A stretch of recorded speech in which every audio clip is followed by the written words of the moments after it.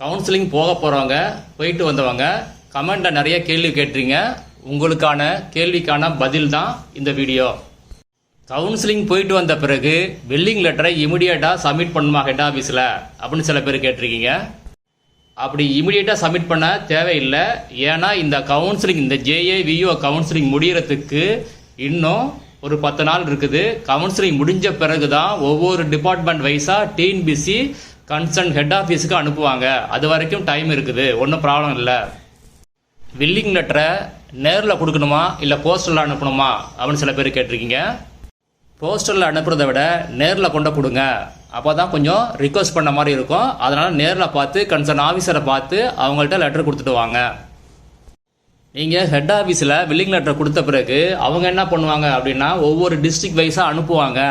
அப்படி அனுப்பும்போது ஒரே டிஸ்ட்ரிக்டில் ஒரே இடத்துல 2-3 பேர் கேட்டிருந்தீங்க அப்படின்னா அங்கே மறுபடியும் ஒரு சின்னதாக ஒரு கவுன்சிலிங் வச்சு யாருக்கு எந்தெந்த பிளேஸ்னு செலக்ட் பண்ணுவாங்க. என்டோர்ஸ்மெண்ட் லெட்டர் கொடுத்துருக்காங்க, நான் சர்டிஃபிகேட்டை சப்மிட் பண்ணிட்டேன், ஆனால் இது வரைக்கும் எனக்கு அலாட்மெண்ட் ஆர்டர் வரல அப்படின்னு சொல்லியிருக்கீங்க சில பேர். கண்டிப்பாக அலாட்மெண்ட் ஆர்டர் இஷ்யூ பண்ணுவாங்க. அலாட்மெண்ட் ஆர்டர் தராமல் இந்த கவுன்சிலிங்கை அவங்க லிஸ்ட்டை ஃபைனலைஸ் பண்ண முடியாது. அதனால் அலாட்மெண்ட் ஆர்டர் கொடுத்த பிறகு தான் லிஸ்ட்டை ஃபைனலைஸ் பண்ணுவாங்க. என்டோர்ஸ்மெண்ட் சர்டிஃபிகேட் கொடுத்துட்டாங்கனாலே உங்களுக்கு அந்த போஸ்ட்டை உங்களுக்காக அதை உறுதிப்படுத்தி வச்சுருக்காங்க. அந்த போஸ்ட்டை வேற எங்கேயும் அவங்க மாற்றி தரமாட்டாங்க யாருக்கும்.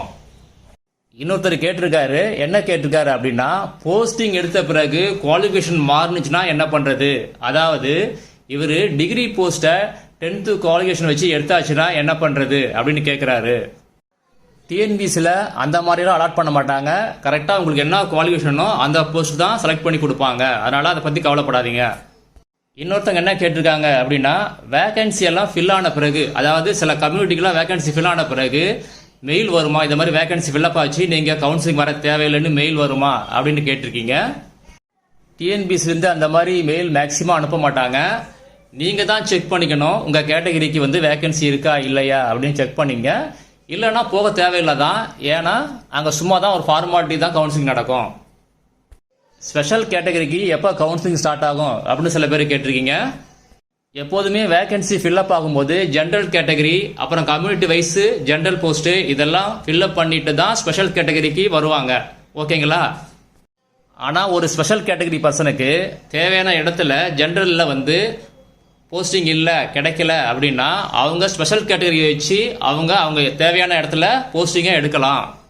அந்த மாதிரி MBCல உமன் ஆர்த்தோ அதில் போஸ்ட் ஃபில்லப் ஆகிருக்கு.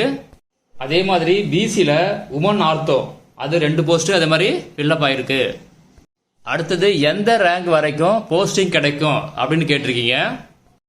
இதுக்கு சரியான பதில் சொல்ல முடியாது, ஏன்னா எப்போ முடியும்னு தெரியாது. ஸ்பெஷல் கேட்டகரிக்கு செகண்ட் கவுன்சிலிங்கே வர வாய்ப்பு இருக்கு.